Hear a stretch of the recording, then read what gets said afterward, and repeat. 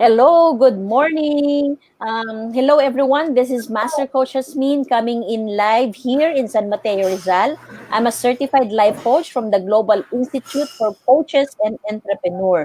Welcome to our Government Connect Who of the Hour episode for government professionals. We are doing this video series as a service to our community during this time of physical isolation due to COVID-19. And with me as my co-host, Coach Marife. Hi everyone, I am Coach Coach Marie. Marife? Hi everyone, I'm Coach Marife, also a change agent by the Global Institute for Coaches and Entrepreneur. The Government Connect Who of the Hour is our initiative to connect with fellow professionals from the government industry. We connect to know what is their present situation, how are our fellow government people is responding, and the outcome being experienced in the present. Yes. Opo. And for the information of many, Global Institute for Coaches and Entrepreneur is based in Dallas, Texas, with local presence through our 24/7 coaching hub at Decaf Coffee Republic, located in PC Compound, Capitolio, Pasig City. We offer coaching on-demand services any time of the day. Just connect with us through 0917-586-1661 or visit FB page Life Coach Philippines. We also provide life coach certification classes for those interested to become professional life coach like us ni Coach Marife. Yes, yes. Yes po, Coach Marife? Moving on, moving on, let me So, introduce. pakilala po natin yung ating pong who of the hour. Moving on, let me introduce our Who of the Hour. I'm so excited about this, Coach Jasmine. I did not expect that she's going to accept the invitation for today. He represents the city government, and he's our vice mayor of Tacloban City. He's the handsome. You can see in the dynamic Vice Mayor of Tacloban, Vice Mayor Jerry Sambo Yaokasin. Sir, please tell us more about you and your present situation, and what are your experience with physical isolation? Yeah. I am Jerry Sambo Yaokasin, the Vice Mayor of the City of Tacloban. So now with all the lockdown or quarantine where people are advised not to stay at home, so it has always been a challenge, not only personally, but for the family. As I've said, this is a period wherein either it will strengthen your family relationships or it Mhm. will strain it furthermore. So, yan ang nagiging problema or that's usually the problem right now because a lot of families are not used to stay. Yes, yes, yes. Yeah. Okay. So right now po, ano po yung mga efforts of Tacloban right now for your constituent? Yeah. Right now, we are already on our, we have been done with our first week. Tapos na. Since last week, Saturday, we started our intensified restrictive quarantine. So, nakaraos na kami for 1 week. So, now really is the challenge for many of us, no? Many of our constituents is food supply. No? Food supply.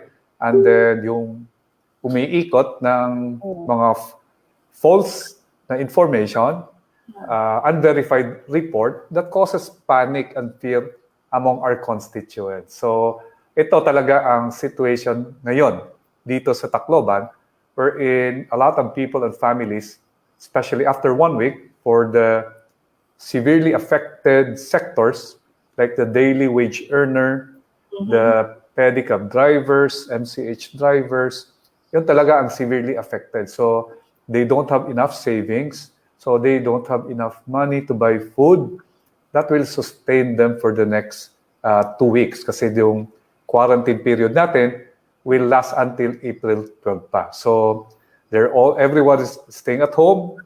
Buti na lang may internet connection.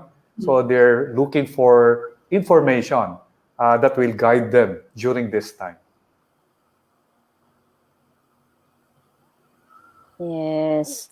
Ayun po at least maganda naman po at maayos naman po right now. So right now po meron po sa listening to us diyan po sa from Texas, USA. Our master coach Lakendra is watching and would like to greet you, Vice Mayor. Yes. Good morning. Ayan. And I think this is Master Coach A. So, hello, Mr. Jerry Sambo Yaokasin. Thank you for saying yes to our platform. So, we the life coaches are using this platform right now to reach out to the different industry sector for us to know and understand what is really happening po in every areas right now. And Coach Rizal from Decap Coffee Republic is also saying hi to you po, Vice Mayor. Hi, good morning. Ayun. Good morning. Marami pong nanonood po sa atin ngayon. Coach Marife, what is our next question para po kay Vice Mayor? So, Vice, you said earlier, kasi I know the kids, some of your one or two of your kids are in Manila, di ba? Pumunta po sila ng Manila, and are they back now in Tacloban with you? Yes.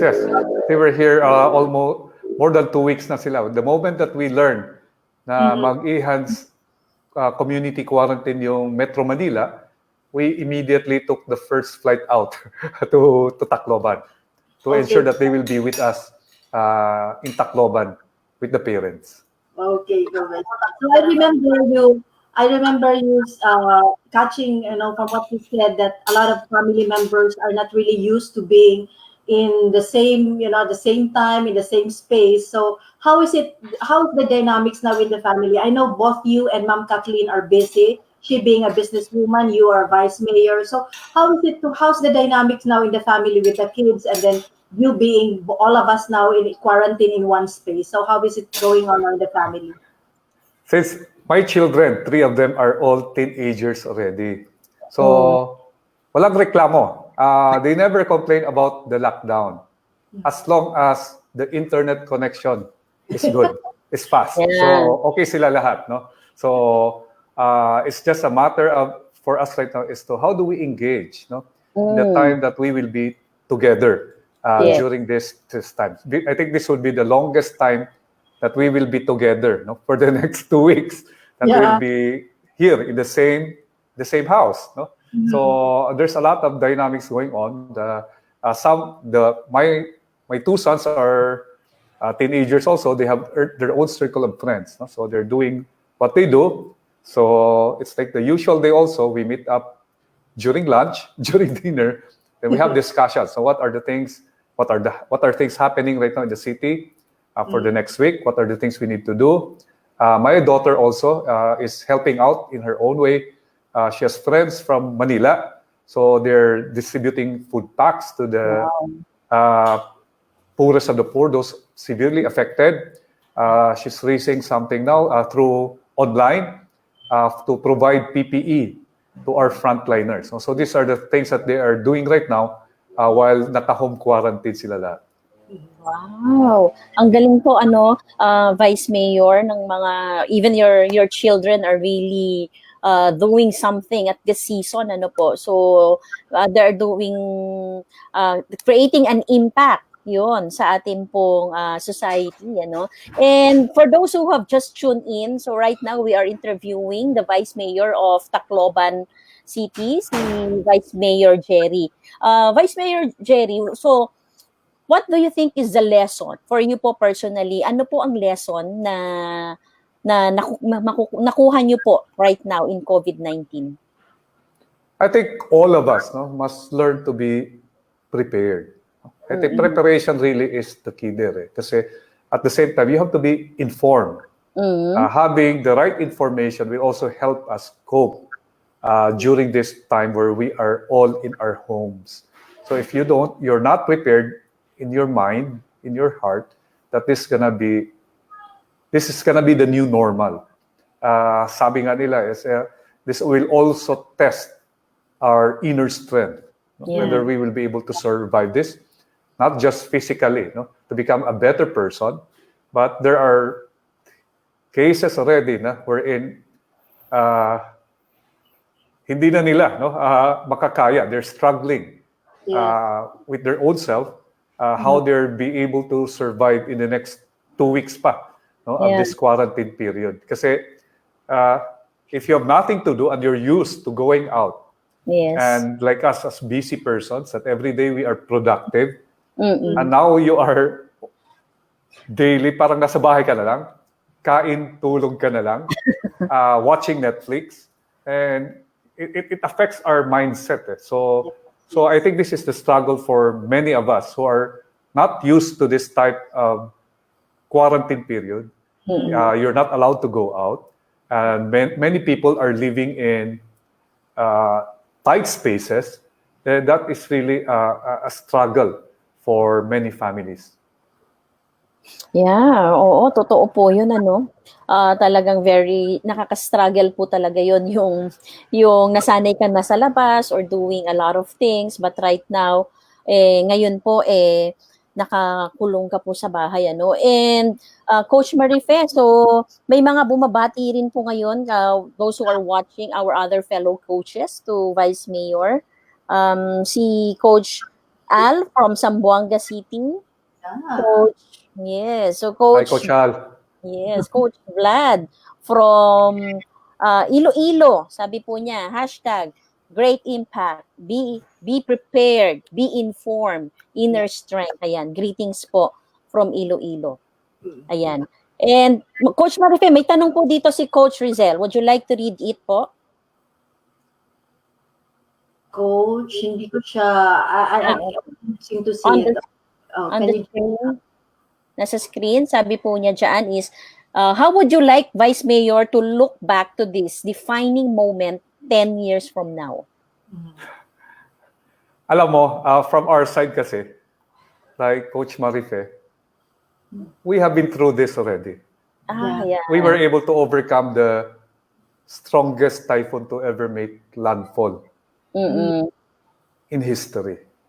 yes, And it's a testament to the strength, bravery, and resilience of our people here in Tacloban.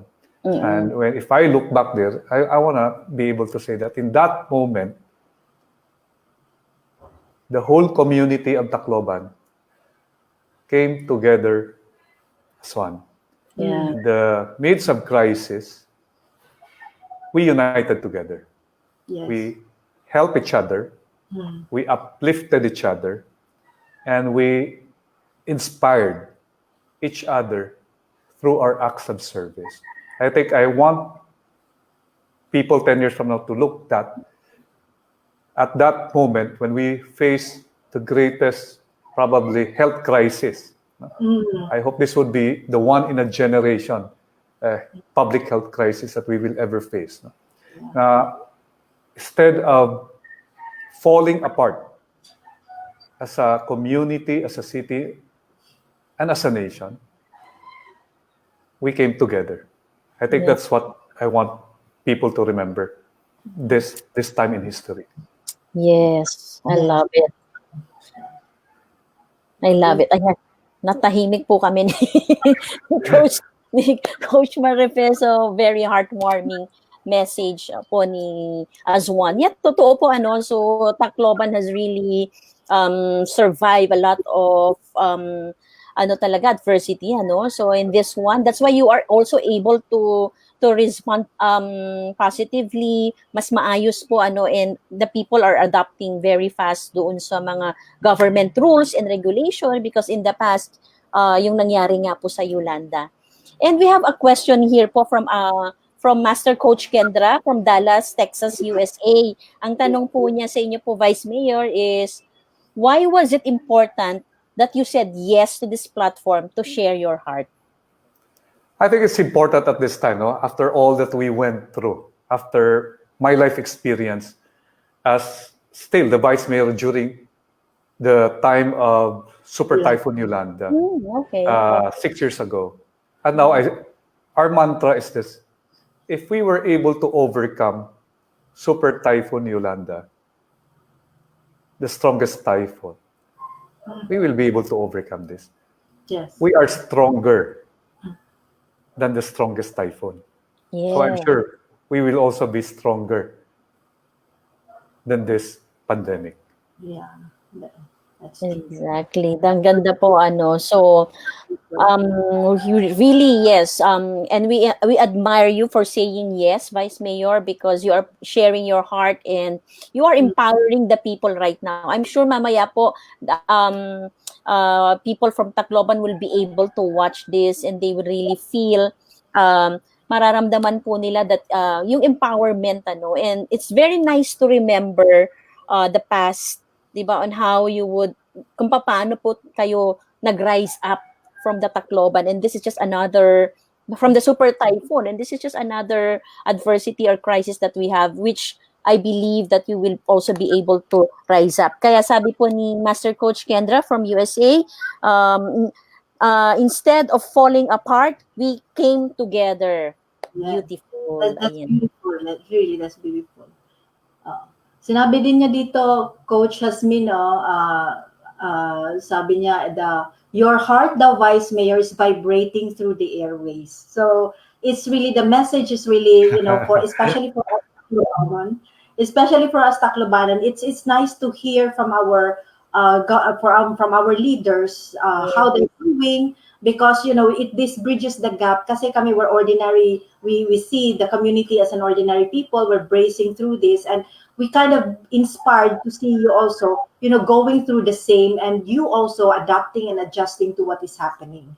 So it's really it's powerful for us to know that.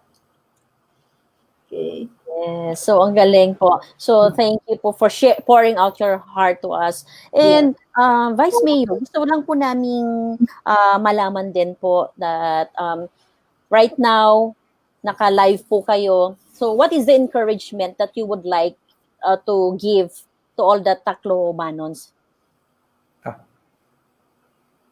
I will share this. I said, we need to be united at this time. This is not the time to divide, but to unite together as we fight an invisible enemy. Yes. If we unite, we cooperate, then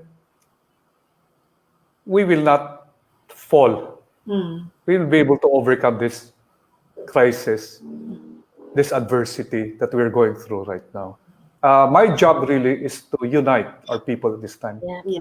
to show them that by being there with them, by my presence, we will be able to inspire them, to give them hope that we are doing our best to be able to fight COVID-19. So as a city, it's important for us as leaders that during a crisis like this, it's not to hide, but to be present, Yeah. to be there for them, that we are going through the same struggles together. And we will overcome this together as well. Yeah. Yes. That's really mean hearing from the Vice Mayor. It touches my heart na we see our leaders still visible, nakikita natin sila, and they're really also experiencing, not leaving us but being there, being present, and nakikita din natin sila in their own way of how they're coping up. So it encourages, really, it's a great encouragement for us here in Tacloban. Yes, ang galing po So thank you, Coach Marife. At least ikaw talaga yung taga-Tacloban right now, and hearing and seeing your leader right now encouraging you, inspiring you. So it's really bringing you hope. Tama po, Coach Marife, And sabi nga po dito ni Coach Vlad, sabi niya, we are stronger than this virus. And thank you for your light. So sabi po ng mga taga Manila, taga Pasig City, sabi, thank you for your light. I am encouraged. So thank you for being the beacon of light, Vice Mayor Jen. The fact lang po that you said yes to this platform, I believe, because yun nga, yung sabi niyo po kanina, di ba, yung presence. Gusto niyo pong makita ng mga tao yung presence, being the leader of one of the leader of the nation, yung presence ninyo will really, really bring encouragement to the people. Ayan. Ayan po. So, many comments are coming in, May tanong pong isa po dito. Sabi po ng isang coach po namin, si Coach Rosel, as the person in authority, how do you look at power and the needs of your people? As leaders, we should always look at power as an instrument to serve our people, not to lord it over them. That is why we see a lot of national leaders, hindi pwede kayo ang mauna sa testing kits. That really is when you have to lead by example. And when you look at the needs of your people, you have to be able to address those needs immediately. And the needs right now of people is may panic sila natatakot sila because this is the unknown.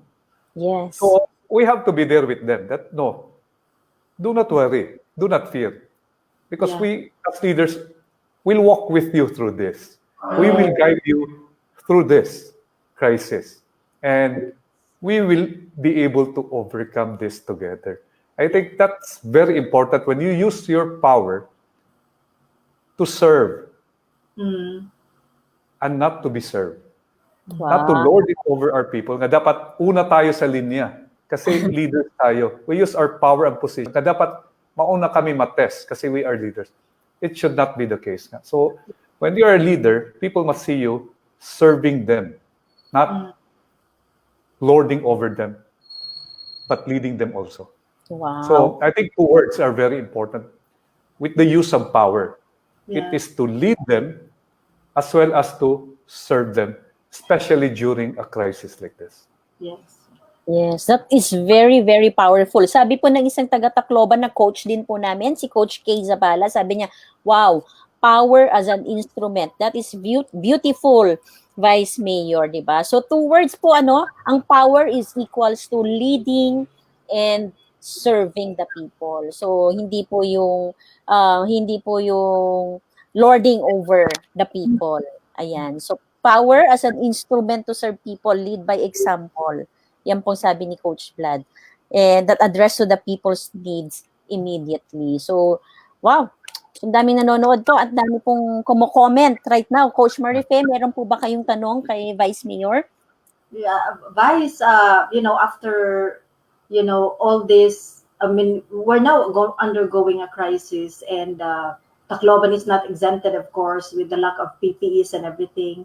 But we see people rising and giving, may gumagawa, there's a private sector making some PPEs para maibigay, para ma-share. And, everybody seems like to look forward to really helping. That's what I'm seeing here in Tacloban.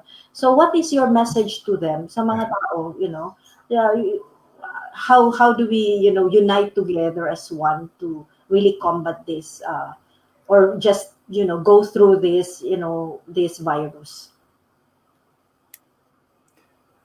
When they come to me and say, you have inspired us to do these things, I always tell them, it's the other way around.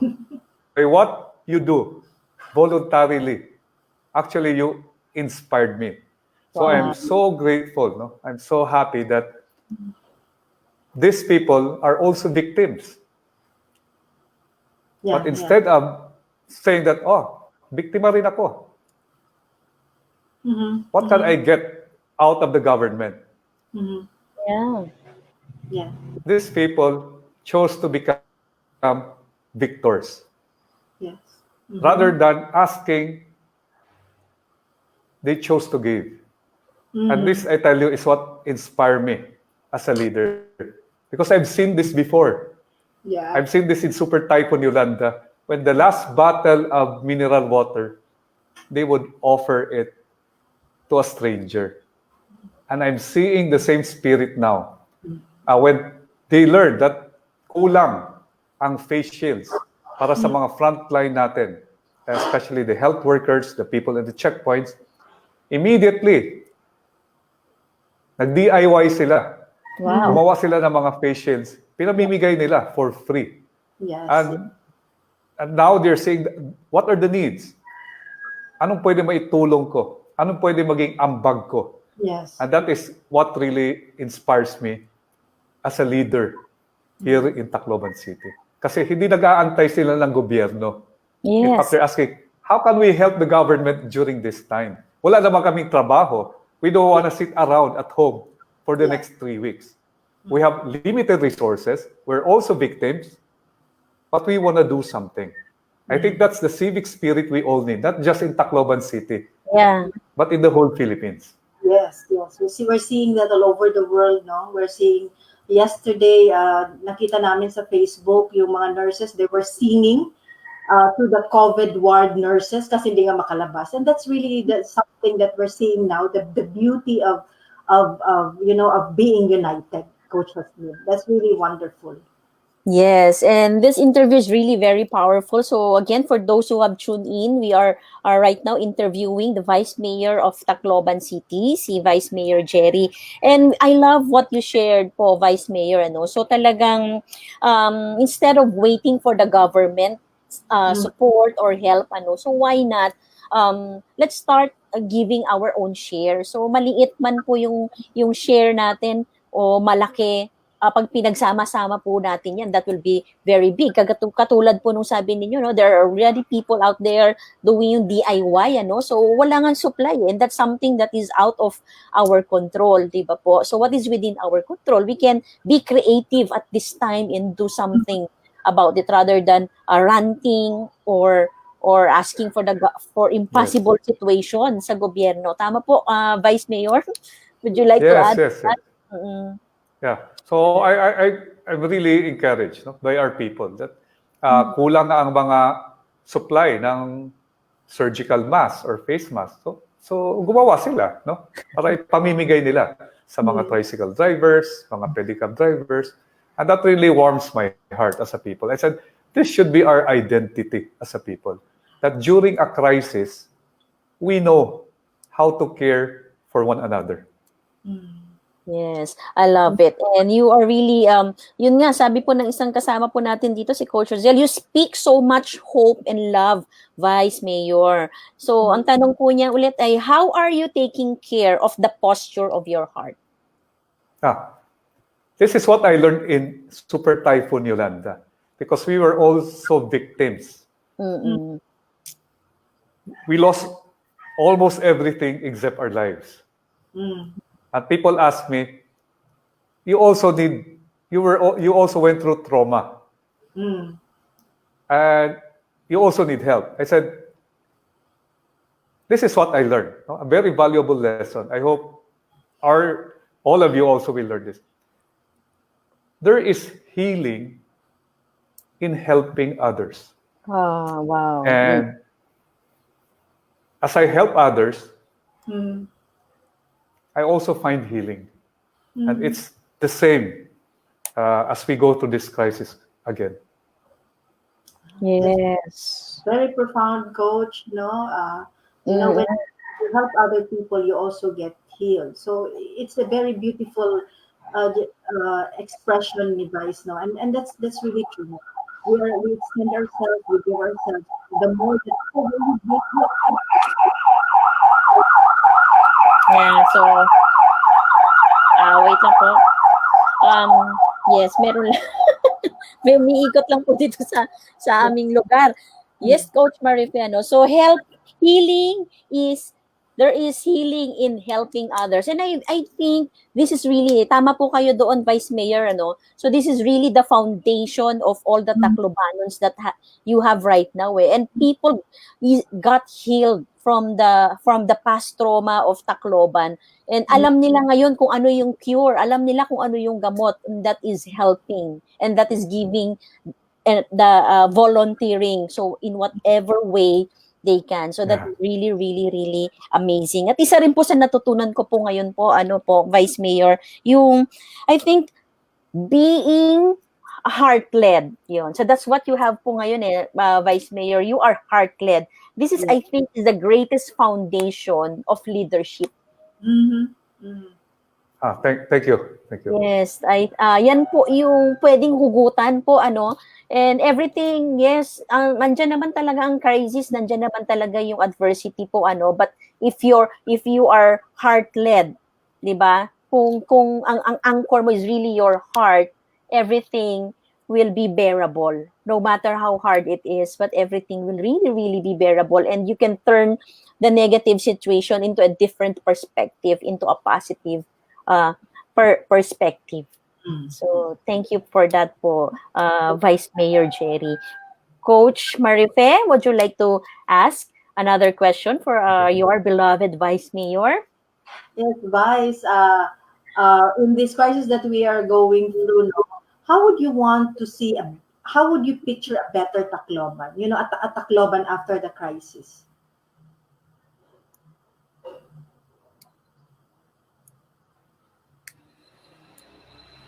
Yeah, I think, yes, this is, we are have, yan. Yeah. Oh, Vice, can you hear me? Yes, yes. Yeah, Vice, now that we're in another crisis, you said after Yolanda, we did Yolanda, now we're again in the COVID-19 crisis. So, how would you want? How would you picture Tacloban after this crisis? Ah, we will always be stronger, na?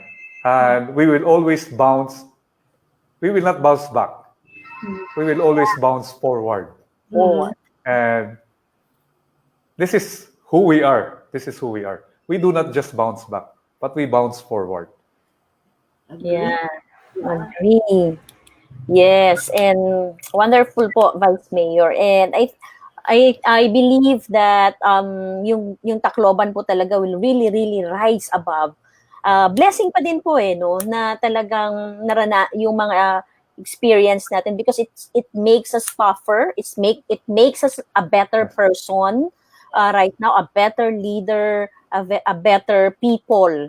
Yun po, every time that we face crisis. Sabi po dito, meron pong nanonood po sa inyo ngayon. So, si Jeffanil Alura, maybe she's one, taga Tacloban po siya. Sabi, example of a great leader, Vice Mayor Yaokasin. Ayan po. Bounce Thank forward you. po nila. And later po, we will be sharing this again. Coach Marife, share po natin to ulit so that a lot of people can watch from Tacloban. Ayan, tsaka yung mga other coaches po namin. We have more than 50 life coaches also in Tacloban In Region Ah, 8. wow. Yeah. and Region 8. Yes, Region. and they're also doing their share po, Vice Mayor, in reaching out to the people, just allowing them to experience. Kasi isa rin po sa kalaban din po natin ngayon in this kind of situation is the mental health Tama po, Coach Marife, because of a lot of Yes. na kumakalat po ng mga negative news or fake news, or mas na-highlight po yung fear.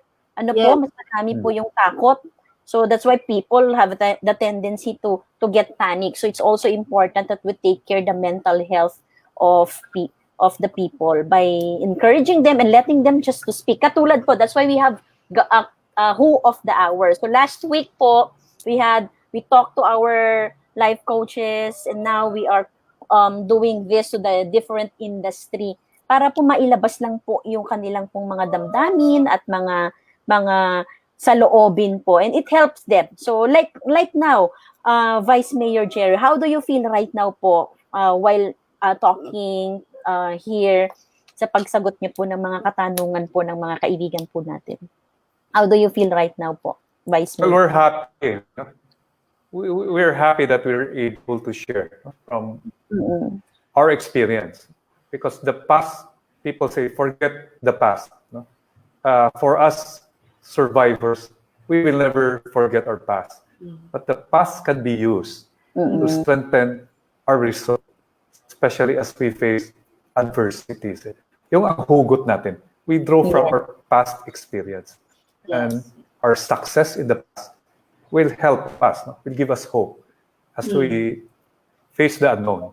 And I think yung ang importante for me. So as I share with you, the coaches, it's important also that we help the people around us to let them draw from their past, which they were able to overcome the different crises in their lives, the struggles and the trials, because this will also help them as they cope with the present situation.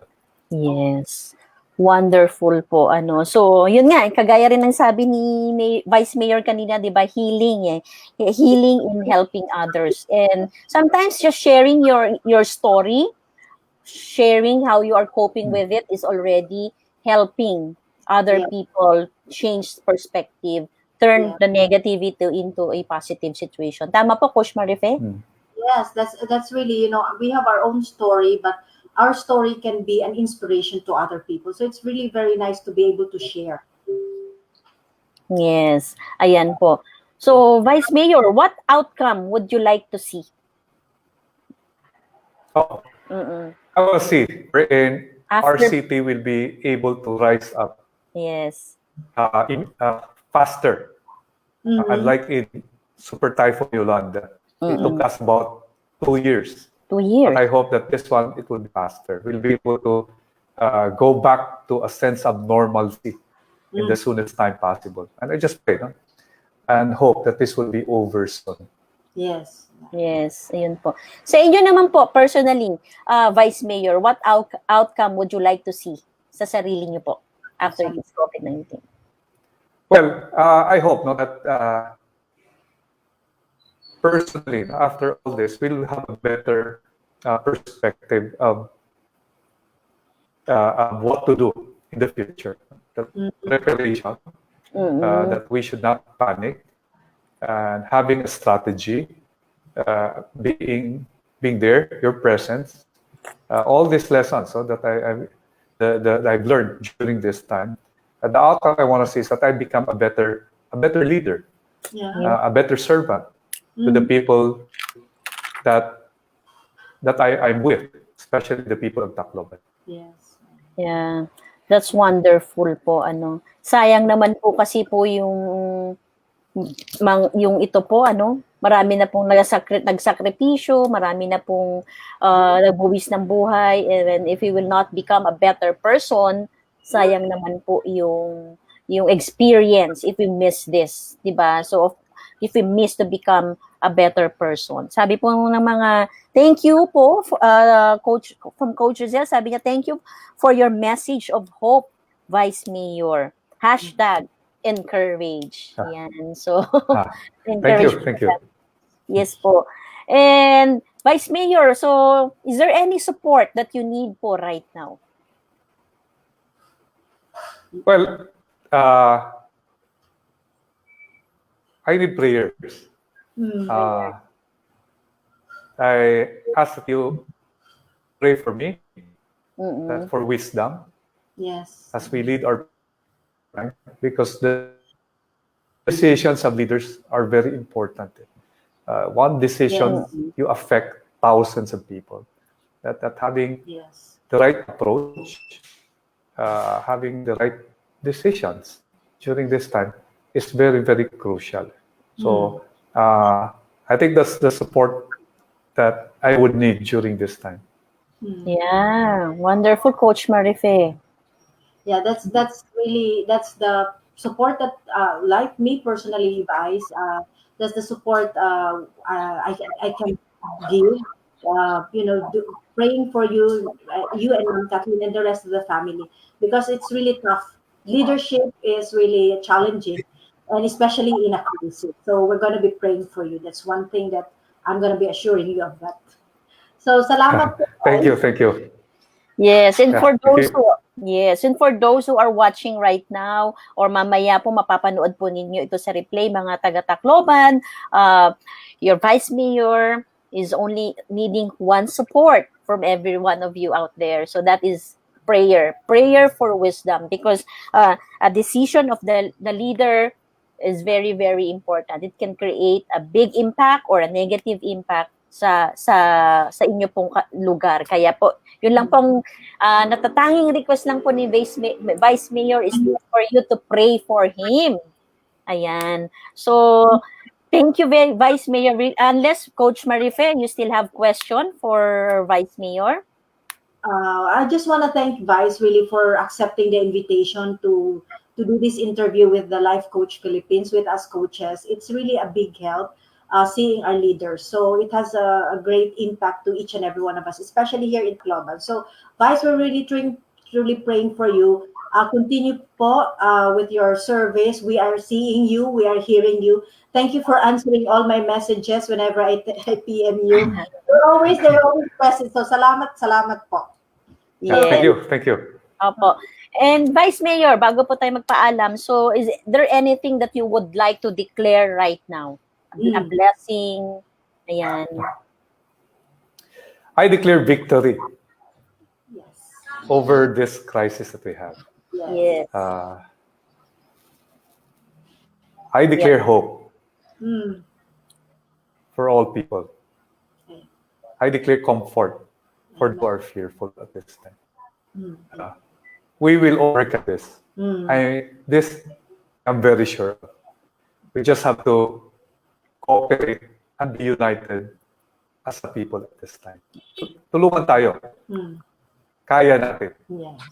Laban lang. Amen. Amen. So, thank you po very much, Vice Mayor Jerry. So, we are really, really inspired. We became hopeful today. We became encouraged today. Hindi po ako taga-Tacloban, but right now, your love and your sincerity and your concern is really, really reaching hanggang dito po sa San Mateo, Rizal. And I believe even into the United States, sabi nga po ni Master Coach Lakendra, di ba, it's reaching, nagbabiyahe po yung mensahe po ninyo sa United States. Ayan. So today po, dahil may virus na po talagang kumakalat outside there, but today we will be spreading the love virus. Coach Marife, ano? So meron po kaming pagpapaalam. Yun, gawa po kayo ng heart shape. Yes. Vice Mayor, so this is the love bomb. Hey! Yes, ito po yung love bomb. Ito po yung pagkasabugin natin. So we do this. Love bomb boom. Yun. Oh, Okay. yay! 1, 2, 3 po. Sabay-sabay po tayo. Love, love, bomb, boom. Yes, we spread the love. Yun. Thank you po, Vice Mayor. Thank you. Bye-bye. Bye-bye. I appreciate you po. Yes. Bye-bye. Okay.